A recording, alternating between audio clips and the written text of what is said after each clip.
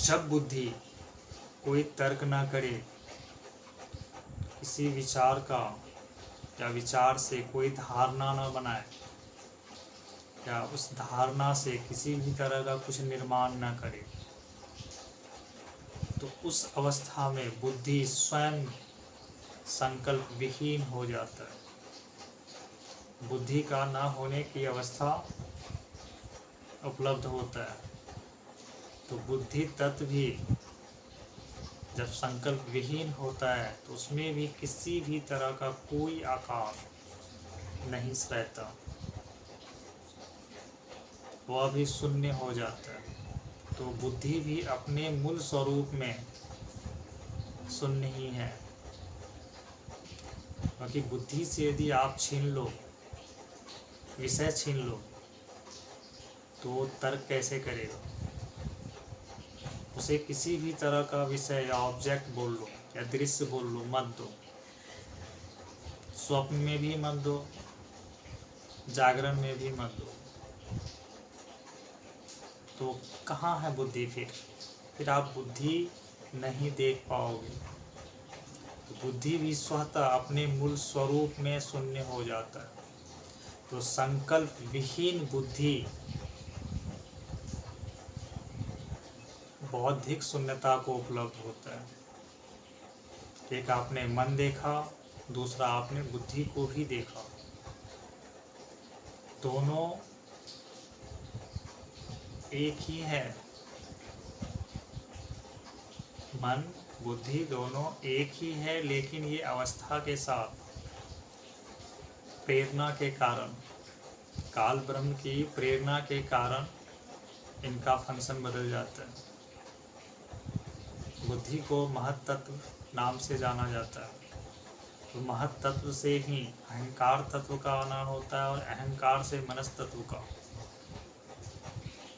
लेकिन इन सबको एक कहो तो ये सब मन ही कहलाता है। लेकिन इनका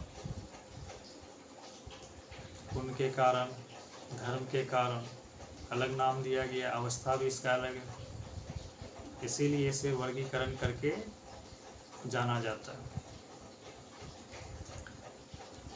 इसे उदाहरण के लिए इस तरह से समझाया था, जब कोई आत्मचिंतन में लीन होता है और उसके भीतर केवल जो है उसे वैसे ही देखने का भाव होता है।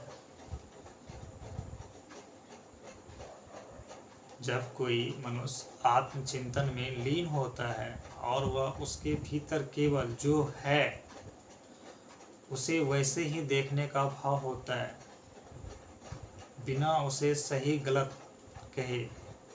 जैसे आप आकाश देखते हो या किसी वृक्ष को देखते हो, उस समय आपकी बुद्धि कोई तर्क ना करे, कोई विश्लेषण ना करे, कोई निर्माण ना करे, कोई संकल्प ना बनाए,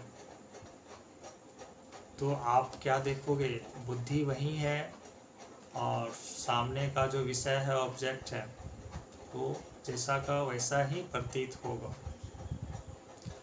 जैसे आप अपने माता पिता को देखो, भाई बहन को देखो, जिसे भी देखो, यदि आप अपने बुद्धि से जो आपके पूर्व के संस्कार में नाम रूप से बताया गया है, यदि वह आप नहीं देते हो तर्क बुद्धि में, तो आप सामने वाले को माँ भी नहीं कह सकते। वो क्या है यह भी नहीं कह सकते। स्त्री है, पुरुष है, यह भी नहीं कह सकते। आपका उससे क्या संबंध है यह भी नहीं कहा जाता। वह ऑब्जेक्ट जो अपने मूल स्वरूप में है वह वैसा ही रह जाता है।